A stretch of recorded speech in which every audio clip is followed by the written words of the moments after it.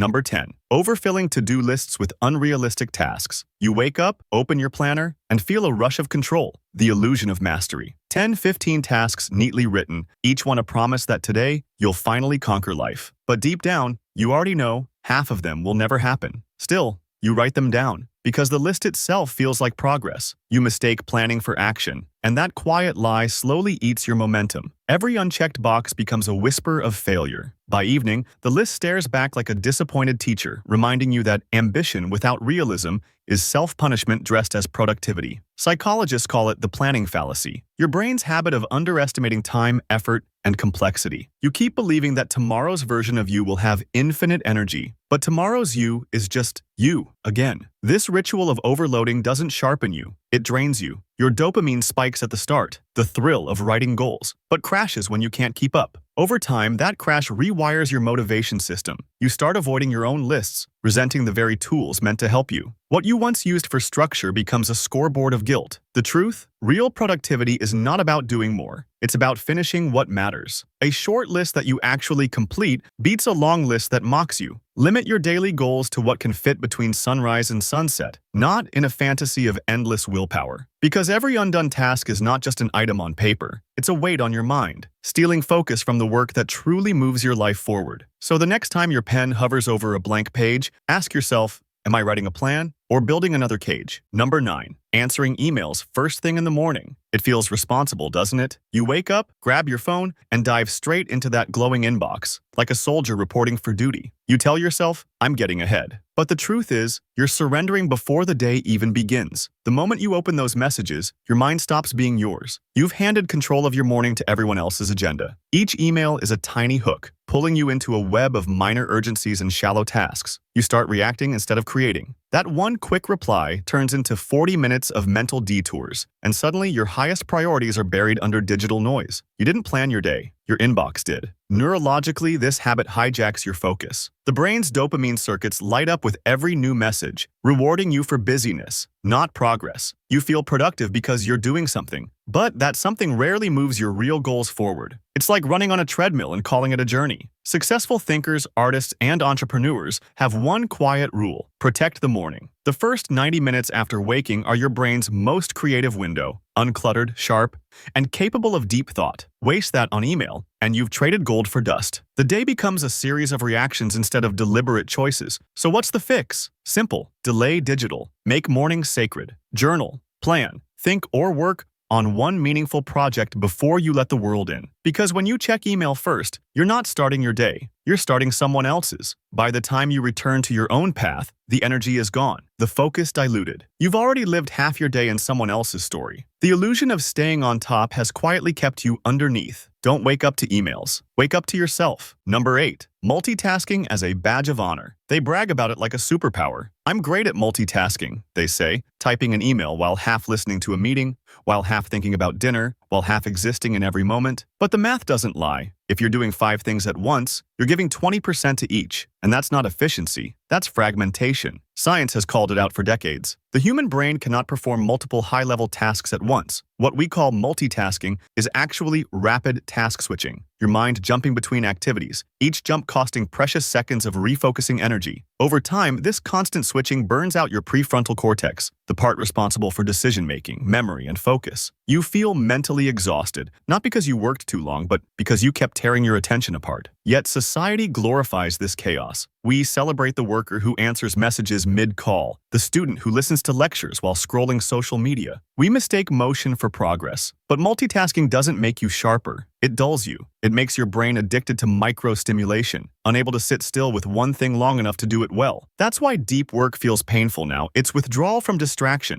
The truth is, mastery is monotasking. The greatest thinkers, writers, scientists, they disappear into one task, one world, one problem. That's where breakthroughs live, not in fragments, but in flow. Real productivity is not about juggling, it's about immersion. Every time you resist the urge to switch, you reclaim a piece of your intelligence. So the next time you boast about multitasking, ask yourself, am I being efficient or am I just afraid of silence? Because sometimes the bravest thing you can do is one thing at a time. Number 7, constantly attending meetings without outcomes. There's a special kind of exhaustion that doesn't come from work. It comes from talking about work. Endless meetings, glowing screens full of faces, the same sentences recycled like air in a windowless room. You leave each one thinking, what just happened? Hours pass, and nothing truly moves. Yet everyone nods, schedules another call, and calls it collaboration. Meetings were meant to align action, not replace it. But somewhere along the way, they became rituals of reassurance, a place where people perform productivity instead of creating it. The louder the updates, the less the impact. The longer the discussion, the thinner the decisions. Companies call it team synergy, but often it's just collective procrastination. Research from Harvard shows that most employees spend over 31 hours a month in unproductive meetings. That's nearly a week of lost creation time. The brain hates this kind of passive engagement. When conversations loop without closure, cortisol levels rise. Focus drops. People start checking phones under the table, pretending to care while mentally drifting to real work waiting outside the room. Here's the paradox. The more meetings you attend, the less you accomplish, and the more meetings get scheduled to fix that. It's a loop of false importance, a way to feel busy while avoiding accountability. True productivity happens in silence, in motion, in execution, not in the echo chamber of opinions. So before you accept the next invite, ask, what decision will this meeting create? If none, it's not a meeting. It's a delay disguised as teamwork. Imagine reclaiming those hours for focused creation, deep work, or even rest. You'd move further in one quiet morning than in 10 loud conferences. Because in the end, not every room that looks productive is building something. Some are just professionally wasting time together. Number 6, drinking endless coffee as productivity fuel. It starts as comfort, that warm cup,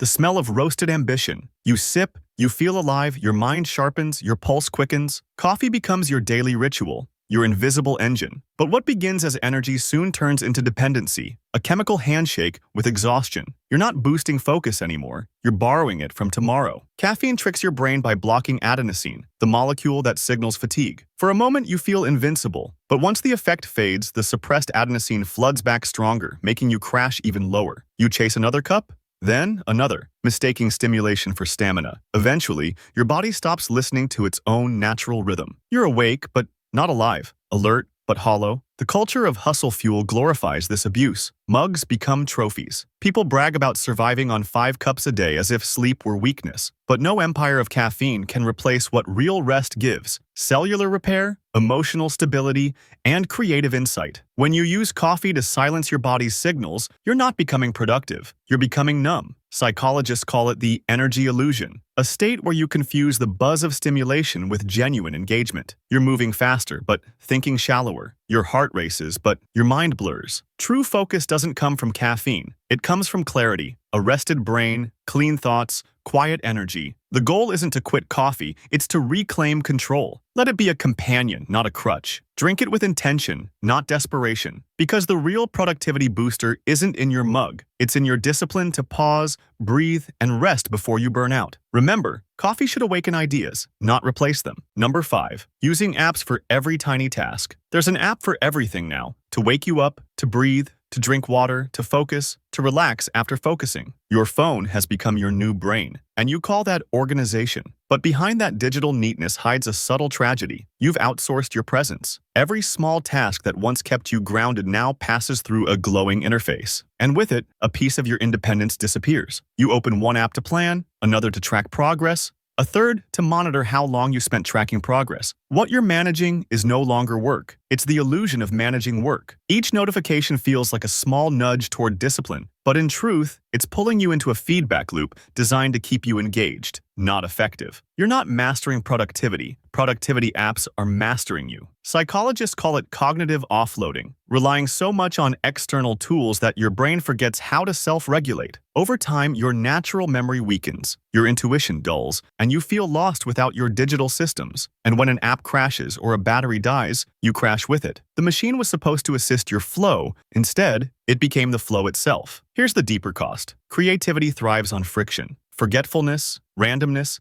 and even chaos are part of how the mind discovers new patterns. But when every second is micromanaged by a ping, the spontaneous spark, that magic of human unpredictability, suffocates. So ask yourself, are your tools making life simpler, or are they silently writing your to-do list for you? Delete one app. Try remembering a task with your mind, not a reminder. Feel the discomfort of uncertainty again. It's not inefficiency, it's aliveness. Because a truly productive mind doesn't need an app to think. It just needs space. Number 4. Always scheduling instead of executing. It feels smart, strategic even. You color code calendars, set reminders, block hours, name folders, focus time. You tell yourself, I'm planning success. But somewhere between the scheduling and the doing, momentum dies. The plan becomes the product. You've mistaken preparation for progress, and that's one of the most seductive traps of modern ambition. Humans crave control, and planning offers that illusion. You get a dopamine hit not from results, but from the image of a perfect future you've neatly designed. You feel organized, but you haven't moved an inch. Psychologists call this structured procrastination, disguising avoidance in the costume of productivity. You aren't lazy. You're busy delaying what actually matters. The tragedy? You begin to worship your calendar instead of your craft. Every rescheduled task adds another layer of guilt, another invisible weight. Soon, your days become spreadsheets, impressive to look at,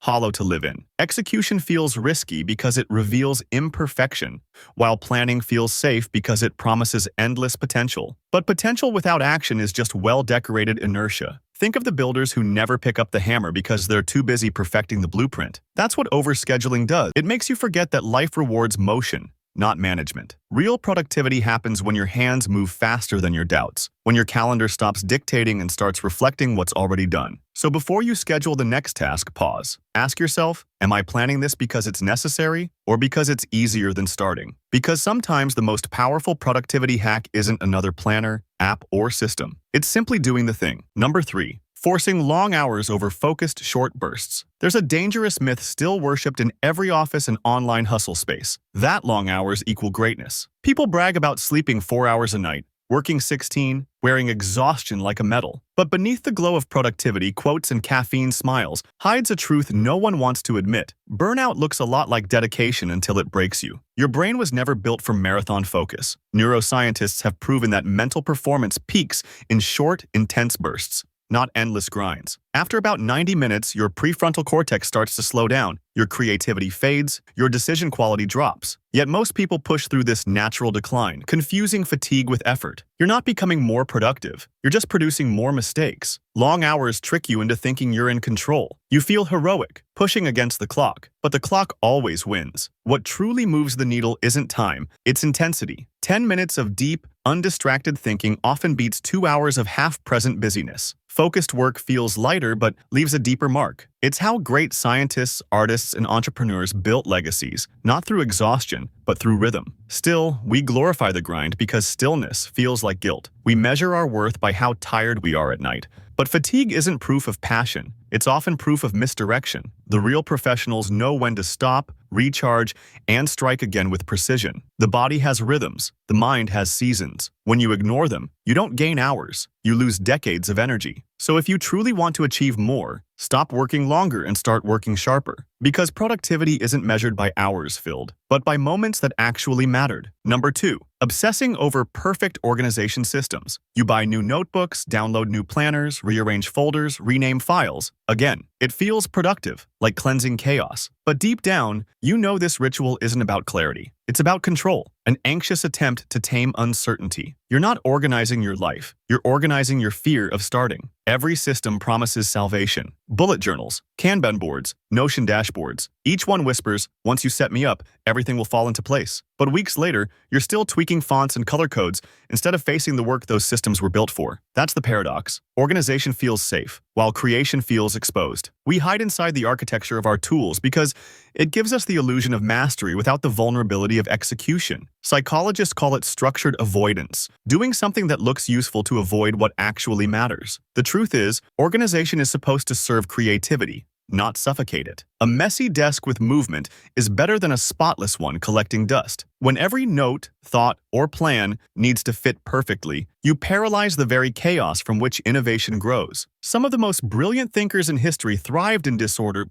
because they valued connection over control. They knew that order is temporary, but curiosity is infinite. Your brain needs a little friction, a little unpredictability to stay alive. So stop worshiping systems. Choose one, use it just enough to move forward, and then let it get messy. Let the imperfection remind you that life isn't meant to be filed, it's meant to be lived. Because the most productive people aren't perfectly organized, they're simply unafraid to start before everything looks ready. Number 1. Measuring productivity only by busyness. You've seen it, the cult of busyness. People racing from one task to another, faces glued to screens, voices dripping with exhaustion as they say, "I've been so busy." It sounds like pride, but it's really a confession. In today's world, stillness feels like guilt. We equate motion with meaning, but not all movement is progress. Some of it is just panic in disguise. The tragedy of busyness is that it tricks you into believing your value equals your velocity. You start chasing tasks, not purpose. Checking boxes feels like living, but deep down, you sense the emptiness. Nothing truly meaningful has moved forward. You've built a life full of activity and absent of depth, a schedule packed so tightly that there's no space left for thought. Neuroscience explains why this feels addictive. Every time you complete something, even trivial, your brain releases a small hit of dopamine. You become hooked on micro accomplishments, mistaking stimulation for satisfaction. That's why you feel anxious when you stop. Your body is craving another tiny fix of false achievement. But real productivity is quiet. It happens in invisible moments, in thinking, reflecting, planning, feeling. It's the deep pause before decisive action. Yet because contemplation doesn't look busy, most people avoid it. They sprint through life with impressive calendars and shallow impact. Busyness is camouflage, a way to hide from the discomfort of direction.